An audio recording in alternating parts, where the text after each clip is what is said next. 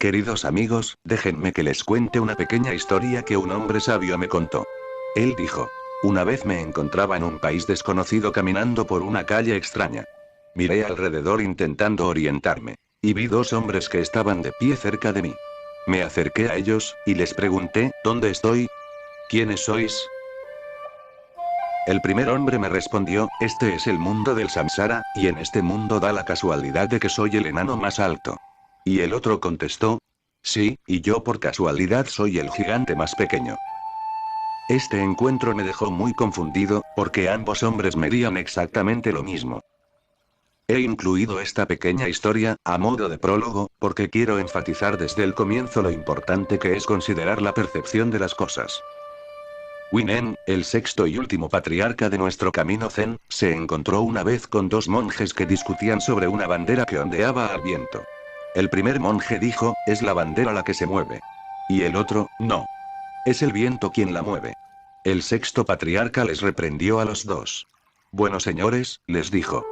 Es su mente quien realiza todo el movimiento. En el mundo del samsara, el hombre es la mezcla de todas las cosas. Todo es relativo. Todo cambia. Solo en el mundo real, el mundo del nirvana, hay constancia. En el zen nuestra tarea es discriminar, no entre lo falso y lo falso, sino entre lo falso y lo real.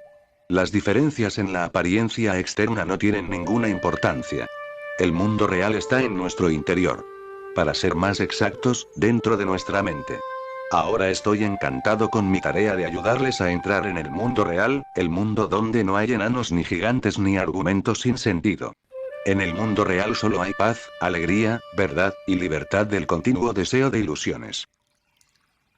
Cada ser humano posee dos naturalezas del yo. Una aparente y la otra real. La aparente es nuestro pequeño yo, o ego, que siempre es diferente de los demás pequeños yoes. La real es nuestro gran yo búdico que es en todas partes el mismo. Nuestro pequeño yo existe en el mundo aparente, el mundo del samsara. Nuestro yo búdico existe en el mundo real, el mundo del nirvana. Los dos mundos se encuentran en el mismo lugar. En el Sutra del Corazón leemos: la forma no es diferente del vacío y el vacío no es diferente de la forma. Todo el mundo se pregunta: ¿cómo samsara y nirvana pueden ser lo mismo? ¿Cómo puede ser la ilusión lo mismo que la realidad? ¿Cómo puedo ser yo y Buda a la vez? Son buenas preguntas. Todo budista necesita conocer su respuesta. La respuesta se encuentra en la forma en que percibimos la realidad. Si percibimos la realidad directamente, la vemos en su pureza nirvánica. Si la percibimos indirectamente a través de la conciencia de nuestro ego, vemos su distorsión samsárica. ¿Por qué nuestra visión de la realidad es defectuosa? El samsara es el mundo que nuestro pequeño yo piensa que ve y percibe con los sentidos. A veces cometemos errores. Si un hombre está caminando por el bosque, se encuentra con un rollo de cuerda y piensa que la cuerda es una serpiente, huirá rápidamente. Para él esta cuerda era una serpiente y actuó de acuerdo a ello. Cuando llegue a casa probablemente le hablaría a todo el mundo sobre la peligrosa serpiente que casi le muerde en el bosque. Ahora bien, su miedo era legítimo, pero la razón por la que estaba asustado, no. El pequeño yo egoísta también percibe erróneamente la realidad siempre que impone una estética arbitraria, o juicios morales sobre algo. Si una mujer ve a otra que viste un sombrero verde y dice: veo una mujer que lleva un sombrero verde, no hay problema. Pero si dice: veo una mujer que lleva un sombrero verde y feo, está cometiendo un juicio samsárico. Alguien podría encontrar bello a ese sombrero. Pero en realidad, no es bello ni feo, simplemente es. Asimismo, cuando una zorra mata a una coneja, esto, para los conejitos que se morirán de hambre porque han matado a su mamá, es un acto muy malo. Pero para los hambrientos cachorros de zorro que comen la coneja que su madre les ha traído, esta misma acción es indiscutiblemente buena. En realidad, la acción no es buena ni mala. Simplemente es. La realidad también es malinterpretada ya que tanto el observador como lo que está siendo observado se encuentran en continuo cambio. No hay un momento preciso en que un capullo se convierta en flor, o una flor en fruto, o un fruto en semilla, o una semilla en un árbol en ciernes. Todos estos cambios son sutiles y continuos. No podemos pisar el mismo río dos veces porque el agua está continuamente en movimiento. Tampoco nosotros somos la misma persona de un minuto para otro. Constantemente adquirimos nueva información y nuevas experiencias, y simultáneamente olvidamos la vieja información y las viejas experiencias. Ayer podíamos recordar lo que cenamos la noche pasada. Mañana, no tendremos el privilegio de recordar ese menú, a no ser, quizás, que fuera un suntuoso banquete, o si siempre comemos lo mismo y podemos decir con seguridad, fue arroz y tofu. La ilusión de la vida es la opuesta a la ilusión del cine. En el cine una serie de imágenes individuales son pasadas juntas para formar una ilusión de movimiento continuo. En la vida, cortamos un movimiento continuo, aislando y congelando una imagen, y entonces la nombramos y etiquetamos como si fuera una acción u objeto independiente. No siempre etiquetamos el momento en el acto. ¿Qué es una mujer joven? Si un hombre tiene 90 años, muchas mujeres serán mujeres jóvenes. Bien, ahora podemos tener una idea más clara de por qué nuestro pequeño yo interpreta erróneamente la realidad, pero seguimos preguntándonos por qué tenemos dos yoes en el primer lugar. La respuesta es simplemente porque somos seres humanos. El pequeño yo nos hace conscientes del sentido de identidad continua que nos permite saber a cada uno de nosotros, soy hoy lo que fui ayer y lo que seré mañana. Sin él, no podríamos organizar los datos sensoriales que nos asaltan. Sin él, no tendríamos sentido de pertenencia o de estar conectados a otros. No tendríamos padres o familia a la que llamar nuestra, ni esposa ni hijos, ni profesores ni amigos para guiarnos y alentarnos. Nuestro pequeño yo nos da nuestra naturaleza humana. A medida que crecemos, descubrimos que el hilo de nuestra alma no es una larga hebra ensartada con cada acción por separada, como por ejemplo, las cuentas de un rosario. No. El hilo se entreteje en sí mismo para formar una red, una matriz interdependiente de nudos. No podemos deshacer un simple nudo sin afectar a los demás. No podemos sacar una simple línea de nuestra historia sin quizás alterar su curso entero. Esta red de información y experiencia, de acondicionamiento y asociación, de memoria y malentendidos, se convierte pronto en un laberinto complicado y desconcertante. Y nos vemos confundidos sobre el lugar que ocupamos en el esquema de las cosas. Cuando somos jóvenes, nos vemos como el centro del universo, pero cuando nos hacemos mayores, ya no tenemos certeza de nuestra posición o de nuestra identidad. Pensamos, no soy la persona que era cuando tenía 10 años, pero tampoco soy alguien diferente. Pronto nos preguntamos, ¿quién soy? Nuestro yo egoísta nos ha conducido a esta confusión. La confusión conduce a la calamidad, y entonces la vida, como el Buda apuntó en su primera noble verdad, se hace amarga y dolorosa. ¿Qué hacemos para disipar esta confusión? Cambiamos nuestra consciencia. Rechazamos el mundo exterior de la complejidad en favor de nuestro mundo interior de la simplicidad. En vez de intentar ganar poder y gloria para nuestro pequeño yo egoísta, volvemos nuestra consciencia hacia el interior para descubrir la gloria de nuestro yo búdico. En vez de hacernos desdichados queriendo ser un maestro para los demás, encontramos alegría y contento en ser uno con nuestro yo búdico y siendo útiles para los demás.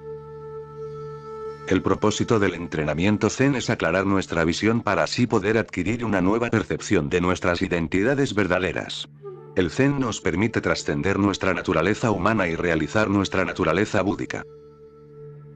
Hace siglos, nuestra orden de meditación Zen fue fundada por dos grandes hombres. El primer patriarca, Bodhidharma, que vino a China desde el oeste. Y Huineng, el sexto patriarca que era chino de nacimiento. Debido a estos dos hombres, el Zen floreció, expandiéndose a través de China y de muchas tierras distantes. Ahora bien, ¿cuáles fueron las enseñanzas más importantes de Bodhidharma y Huineng? Liberen a la mente del egoísmo. Libérenla de los pensamientos sucios. Si no se siguen estas directrices, no puede haber éxito en la práctica del Zen. El camino Zen está ante ustedes. Síganlo. Les proporcionará paz, alegría, verdad y libertad. Mucha gente comienza el entrenamiento Zen con el pensamiento, bien, ya que todo es maya o ilusión samsárica, no importa lo que haga o cómo lo haga. La única cosa importante es alcanzar el nirvana. Así que como las cosas no son ni buenas ni malas, haré lo que quiera. Importa lo que hacemos. El Zen es una rama de la religión budista y como budistas debemos observar unos preceptos éticos. Samsara o no samsara, debemos respetar los preceptos. Y en adición a esto, también debemos seguir unas normas estrictas de disciplina que gobiernan nuestro entrenamiento. Vamos a comenzar con las normas de entrenamiento.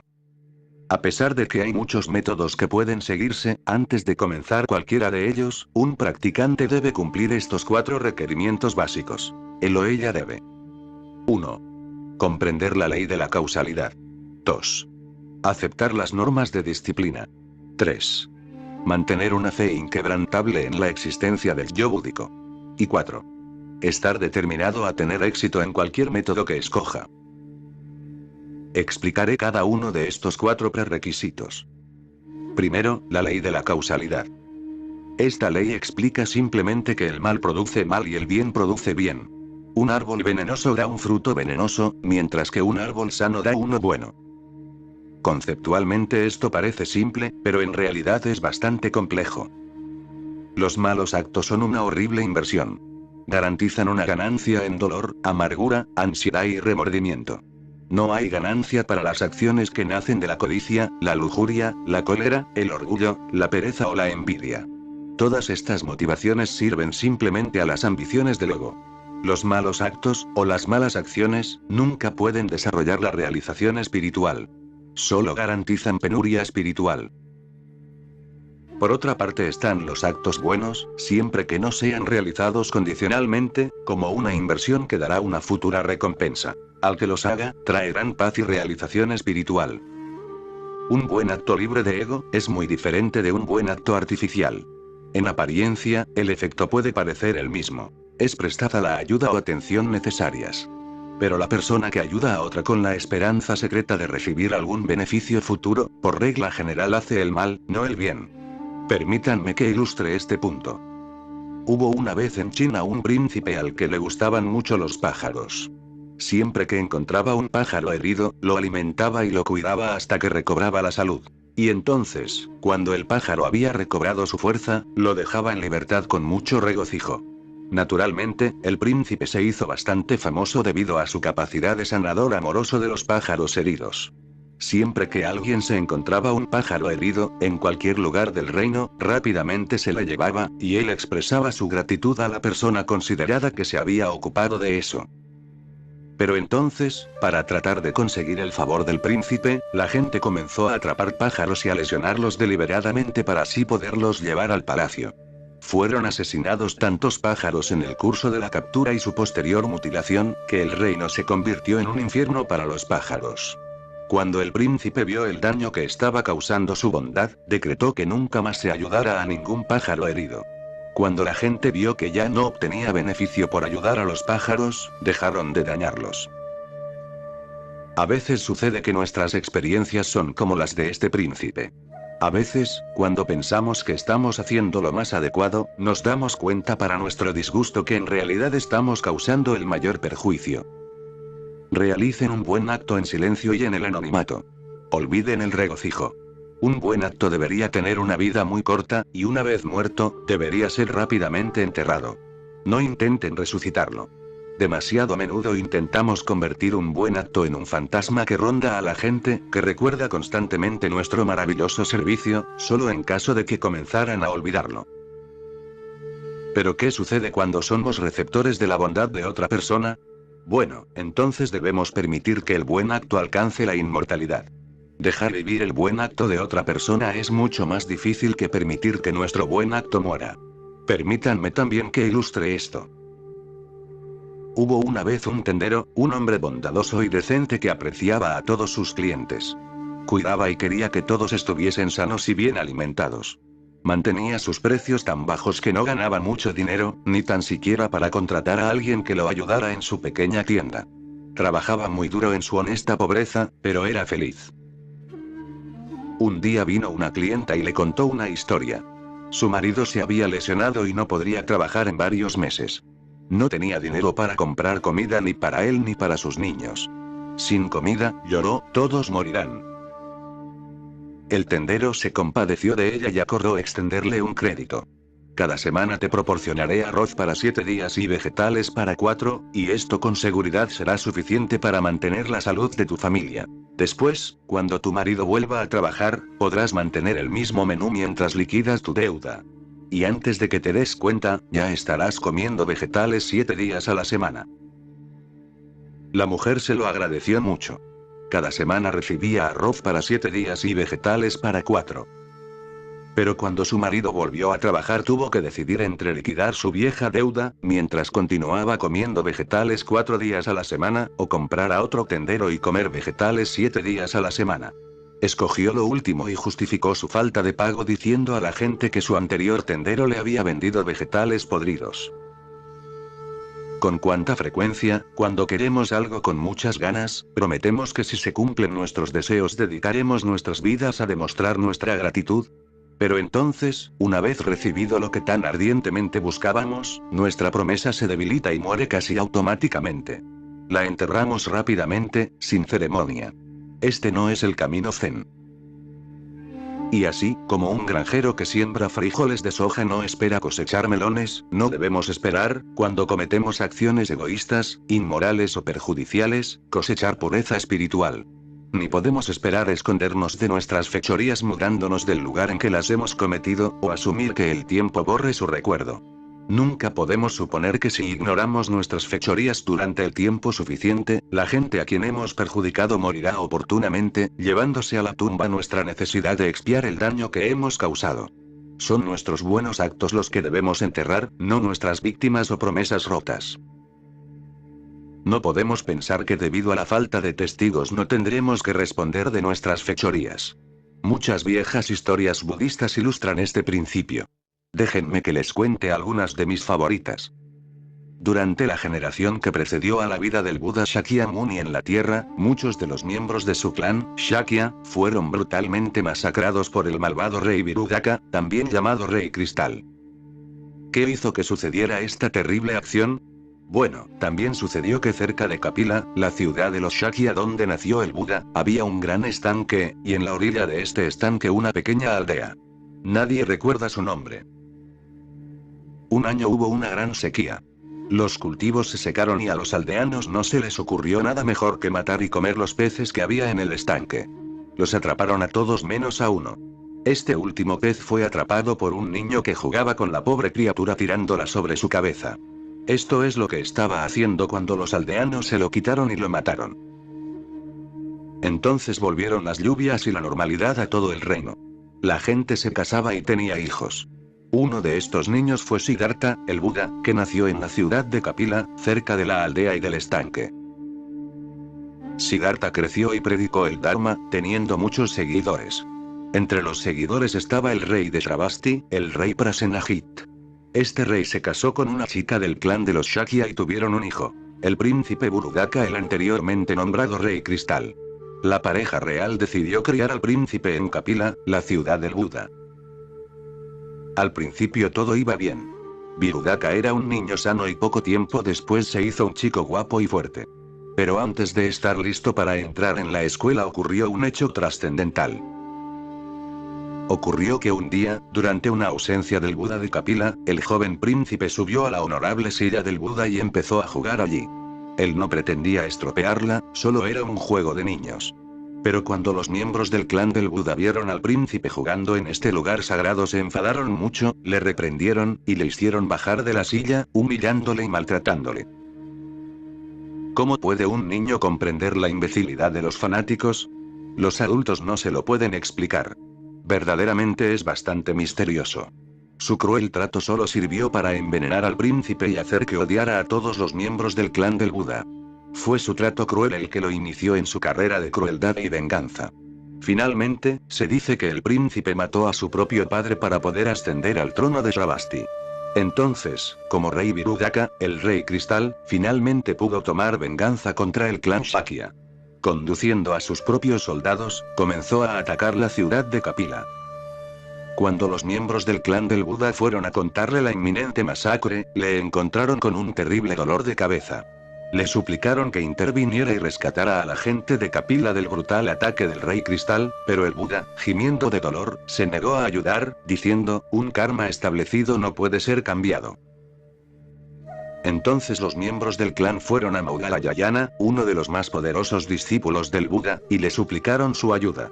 Les escuchó y se compadeció, y movido por la compasión decidió ayudar a los sitiados ciudadanos de Kapila. Utilizando sus habilidades sobrenaturales, Maugal Ayana alargó su cuenco maravilloso a los amenazados Shakya y permitió a 500 de ellos que subieran al mismo. Entonces levantó el cuenco en el aire, pensando que los alzaba a la seguridad.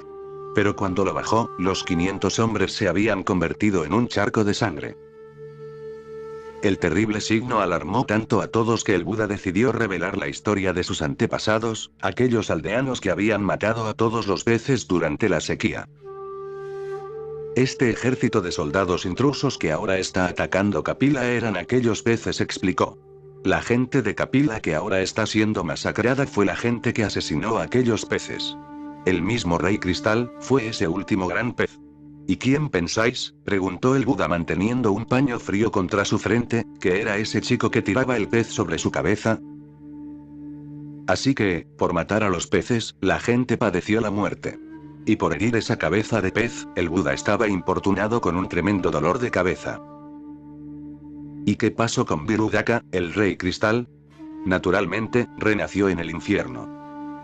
Con este ejemplo podemos ver que no hay final a la causa y al efecto.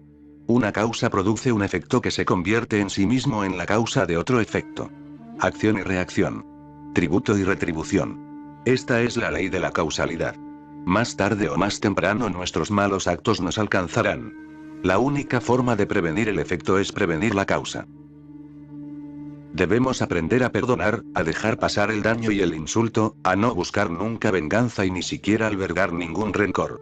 Nunca nos debemos volver fanáticos santurrones y estar orgullosos de nuestras vanas nociones de piedad y deber, y sobre todo, debemos ser siempre benévolos, especialmente con los niños.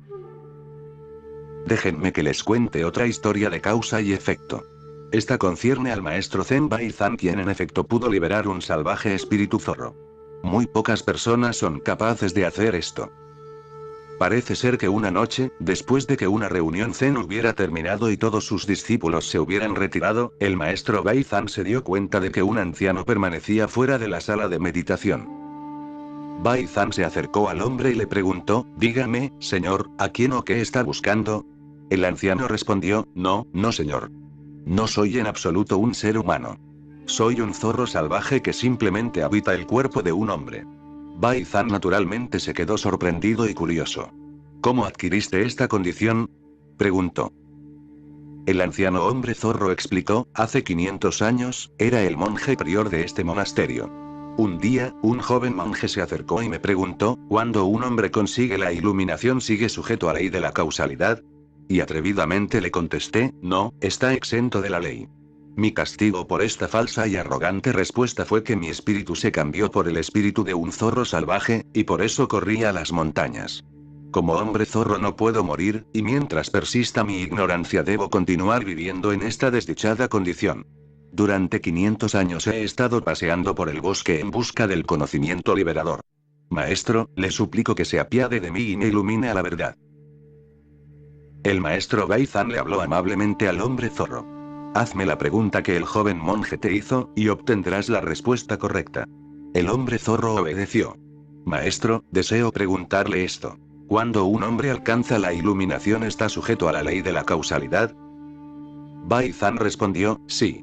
Nunca está exento de la ley. Nunca podrá cerrar sus ojos a las posibilidades de la causa y el efecto. Debe seguir atento a todas sus acciones pasadas y futuras. De repente el anciano hombre zorro obtuvo la iluminación y quedó libre. Se postró ante el maestro y le agradeció profundamente, al fin dijo, estoy liberado. Entonces, cuando se estaba marchando, se volvió y le preguntó a Baizan, maestro, ya que soy un monje, ¿podría concederme amablemente los ritos funerarios usuales para un monje? Vivo cerca, en una guarida en la montaña que hay detrás del monasterio, ahora iré allí para morir. Baizan aceptó, y al día siguiente fue a la montaña y encontró la guarida. Pero en vez de encontrar allí un viejo monje, Baizan solo vio un bulto en el barroso suelo de la guarida. Tanteó el bulto con su bastón y descubrió un zorro muerto. Bueno, una promesa es una promesa. El maestro Baizan condujo los ritos funerarios acostumbrados para un monje sobre el cuerpo del zorro. Todo el mundo pensó que Baizan estaba loco, especialmente cuando condujo una solemne procesión funeral, con un zorro muerto en el féretro. De ese modo, que incluso haber alcanzado la budeidad, uno no se libra de la ley de la causalidad. Si incluso el Buda pudo sufrir un dolor de cabeza por haber sido cruel con un pez, ¿qué gran necesidad tenemos de seguir atentos al principio de que un acto nocivo, más tarde o más temprano, nos traerá una retribución nociva? Sean cuidadosos en lo que dicen y hacen. No se arriesguen a convertirse en el espíritu de un zorro. Para el segundo requerimiento, la estricta observación de las normas de conducta, les diré sinceramente que no puede haber progreso espiritual sin moralidad y el cumplimiento del deber religioso. La disciplina es el fundamento sobre el que descansa la iluminación. La disciplina regula nuestro comportamiento y lo hace estable. La constancia se hace firmeza y esta es la que produce la sabiduría. El Sutra Surangana nos enseña claramente que un simple éxito en meditación no borrará nuestras impurezas. Incluso si podemos demostrar una gran habilidad en meditación, permanecer sin adherirnos a la disciplina nos hará caer fácilmente en los dominios de Mara de demonios y herejes. Un hombre o una mujer que es diligente en la observación de la disciplina moral y el deber religioso, es protegido y alentado por dragones celestes y ángeles, así como evitado y temido por los demonios del infierno y los herejes de todas partes. Sucedió una vez que en el estado de Kashmir, un horrible dragón terrestre vivía en una cueva cercana a un monasterio de 500 arats theravadinos. Este dragón aterrorizaba a la región y hacía miserable la vida de mucha gente. Todos los días los arats se reunían, y juntos intentaban utilizar el poder de su meditación colectiva para ahuyentar al dragón. Pero siempre fracasaban. El dragón simplemente no se marchaba. Entonces, un día sucedió que un monje zen mahayano se detuvo en el monasterio. Los arats le informaron al monje sobre el terrible dragón y le pidieron que se uniera a la meditación, para añadir el poder de su meditación a la de ellos. Debemos forzar a esta bestia para que se vaya. Se quejaron. El monje zen simplemente les sonrió y fue directamente a la cueva del horrible dragón. Quedándose en la entrada de la cueva, el monje llamó al dragón: sabio y virtuoso señor, ¿sería tan amable de abandonar su guarida y buscar refugio en un lugar más lejano? Bueno, dijo el dragón, ya que me lo ha pedido tan cortésmente, accederé a su petición y me marcharé en el acto. El dragón, como pueden ver, tenía un fino sentido de la etiqueta. Y de este modo se fue. Desde su monasterio, los arats observaban todo esto con absoluto asombro. Sin lugar a dudas, este monje poseía milagrosos poderes de samadhi. Tan pronto como el monje regresó, los arats se reunieron a su alrededor y le suplicaron que les hablara de esos maravillosos poderes. No he utilizado ninguna meditación o samadhi especial, dijo el monje. Simplemente mantuve las normas de disciplina y estas normas estipulan que debo observar los requerimientos menores de cortesía tan cuidadosamente como los requerimientos mayores de moralidad. De este modo podemos ver que el poder de la meditación colectiva de 500 arats a veces no iguala a la de un simple monje que se adhiere a las reglas de disciplina. Si preguntan, ¿por qué sería necesario mantener una estricta atención a la disciplina si la mente ha alcanzado un estado que no es crítico? ¿Por qué debería un hombre honesto y honrado continuar la práctica del zen? Yo le respondería a tal hombre: ¿está su mente tan segura de que si la hermosa diosa de la luna bajara hasta usted, y le abrazara con su cuerpo desnudo, seguiría su corazón palpitando tranquilamente? ¿Y ustedes, si alguien sin tener motivo les insultara y les golpeara, no sentirían cólera y resentimiento? ¿Tienen la certeza de que siempre resistirían a compararse con otros, o que siempre se abstendrían de ser críticos? ¿Pueden estar seguros de que siempre distinguirían lo correcto de lo erróneo? Ahora, si tienen la certeza absoluta de que nunca se rendirían a la tentación, de que nunca se equivocarían en nada, entonces, abran su boca y hablen alto y claro. De otra manera, no digan mentiras. En cuanto al tercer requerimiento de tener una firme creencia en nuestro yo búdico, por favor sepan que la fe es la madre, la fuente nutritiva de nuestra determinación a someterse, entrenar y a desarrollar nuestros deberes religiosos. Si buscamos la liberación de los dolores de este mundo, debemos tener una fe firme en la promesa del Buda de que cada ser viviente sobre la tierra posee la sabiduría Tathagata y, por lo tanto, tiene el potencial de alcanzar la budeidad. ¿Qué nos impide realizar esta sabiduría y alcanzar esta budeidad? La respuesta es simplemente que no tenemos fe en su promesa. Preferimos seguir en la ignorancia en vez de en la verdad, aceptar lo falso como genuino, y dedicar nuestras vidas a satisfacer nuestros tontos deseos. La ignorancia de la verdad es una enfermedad. Ahora, como el Buda enseñó, el Dharma es como un hospital que tiene muchas puertas. Podemos abrir una de ellas y entrar en un lugar de curación. Pero debemos tener fe en nuestros médicos y en la eficacia del tratamiento. Siempre que quiso ilustrar los problemas sobre la duda y falta de fe, el Buda relataba la parábola del médico. Preguntaba, suponte que te han herido con una flecha envenenada y un amigo trae un médico para ayudarte. ¿Le dirías a tu amigo, no? ¿No voy a dejar que este compañero me toque hasta que encuentre al que me disparó? Quiero conocer el nombre, la dirección y demás datos del delincuente. Esto es importante, ¿no? Y quiero saber más sobre esta flecha.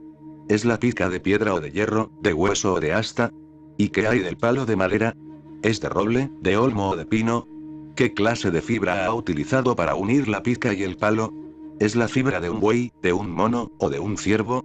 ¿Y qué clase de plumas hay en la fibra? ¿Son de una garza o de un halcón? ¿Y qué hay del veneno que ha sido utilizado? Quiero saber de qué clase es. Y por cierto, ¿quién es este compañero? ¿Estás seguro de que es un doctor cualificado? Después de todo, no quiero que me trate un medicucho. Creo que tengo derecho a saber estas cosas, ¿tú no? Así que por favor, responde a mis preguntas o no dejaré que el hombre me toque. Bueno, dijo el Buda, antes de que para tu satisfacción sean contestadas las preguntas, estarías muerto. Así que, queridos amigos, cuando se encuentren sufriendo los males del mundo, confíen en el gran médico. Ha curado millones. ¿Qué creyente ha fallecido nunca a su cuidado? ¿Qué creyente no ha recuperado la vida eterna y la felicidad siguiendo su régimen? Ninguno. Todos se han beneficiado. Y así lo harán ustedes si tienen fe en sus métodos. La fe es un tipo de destreza que pueden desarrollar. Si, por ejemplo, desean hacer tofu, comienzan hirviendo y moliendo los frijoles de soja y después le añaden una solución de polvo de yeso o zumo de limón a los frijoles hervidos. Saben que pueden quedarse ahí, si lo desean, y ver formarse el tofu. Tienen fe en su método porque siempre funciona. De esta manera obtienen un sentimiento de seguridad. Por supuesto, la primera vez que han hecho tofu, asumiendo que no estaban familiarizados con su producción, podían haber tenido falta de fe en el método. Podrían haber dudado que el yeso o el agua del limón hiciera que los frijoles hervidos se transformaran en tofu. Pero una vez que han tenido éxito y ven con sus propios ojos que la receta era correcta, y que el procedimiento funciona, aceptan sin reversa el método prescrito. Se estableció su fe en el método. Por lo tanto, todos debemos tener fe en que poseemos la naturaleza búdica y que podemos encontrar esta naturaleza búdica si seguimos diligentemente un camino adecuado del Dharma. Si dudásemos, recuerden las palabras del maestro Yonghi recogidas en su canción de la iluminación. En el mundo real del Tathagata no existen egos, ni reglas, ni infiernos. No se puede encontrar allí ningún mal samsárico. Si miento, podéis sacarme la lengua fuera, y llenar mi boca de arena, y dejarla así por toda la eternidad. Nadie sacó la lengua del maestro Yonghi. En cuanto al cuarto prerequisito, estar anclados en nuestra determinación por tener éxito en cualquier camino que escojamos, déjenme por favor que les advierta de lo estúpido de ir saltando de un camino a otro. Piensen en el Dharma como en una montaña que hay que escalar. Hay muchos caminos que conducen a la cumbre. Escojan uno y sigan en él. Les conducirá allí. Pero nunca llegarán a la cima si corren alrededor de la montaña probando un camino y luego rechazándolo en favor de otro que parece más fácil. Rodearán la montaña muchas veces, pero nunca la subirán. Permanezcan en el método que han escogido. Tengan una fe absoluta en él. En Zen siempre contamos historias sobre diablos comprados. Una en particular es muy adecuada aquí. Un día, Benjamín estaba paseando por el mercado cuando se acercó a un puesto que decía, se venden demonios de primera clase. Por supuesto, Benjamín estaba intrigado. Déjeme ver uno de esos demonios, le dijo al comerciante. El demonio era una pequeña y extraña criatura, bastante parecida a un mono. Es bastante inteligente, dijo el comerciante. Y todo lo que tiene que hacer es decirle cada mañana lo que quiere que haga ese día, y lo hará. ¿Cualquier cosa?, preguntó Benjamín. Sí, dijo el comerciante, cualquier cosa. Todos sus quehaceres domésticos estarán terminados cuando llegue a casa después del trabajo. Benjamín se encontraba soltero, así que el demonio le pareció una muy buena inversión. Me lo quedo, dijo. Y pagó al comerciante. Benjamín aceptó y llevó su diablo a casa. Cada mañana le decía que fregara los platos, que hiciera la colada, que limpiara la casa y que preparara la cena. Y cuando volvía a casa, todo estaba hecho de la manera más maravillosa. Pero entonces llegó el cumpleaños de Benjamín y sus compañeros de trabajo decidieron darle una fiesta. Bebió mucho y se quedó a pasar la noche en la ciudad, en casa de un amigo, y a la mañana siguiente fue directamente al trabajo. No volvió a casa para decirle a su diablo lo que tenía que hacer. Y cuando regresó aquella noche descubrió que el diablo había quemado la casa y estaba bailando sobre las ruinas humeantes. ¿Y no es esto lo que sucede siempre? Cuando comenzamos un entrenamiento juramos con nuestra sangre que nos mantendremos fieles a él. Pero después de dejarlo y descuidarlo por primera vez, le conducimos al fracaso. Es como si nunca lo hubiéramos hecho. Así que, sin importar que hayan escogido el camino del mantra, o del yantra, o de la cuenta de la respiración, o de un Huatou, o de repetir el nombre del Buda, sigan con su método. Si no funciona hoy, prueben mañana. Díganse a ustedes mismos que están tan decididos que si necesitan continuar su práctica durante la próxima vida, lo harán a fin de tener éxito. El viejo maestro Wei Shan solía decir, permaneced en la práctica que hayáis escogido. Tal vez varias reencarnaciones os hagan falta para alcanzar la budeidad.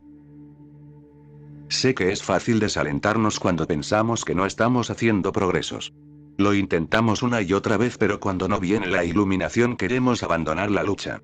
La perseverancia es en sí misma un logro. Sean constantes y pacientes. No están solos en su lucha. De acuerdo a un viejo proverbio, nos entrenamos durante aburridos eones, para alcanzar la iluminación que ocurre en un instante.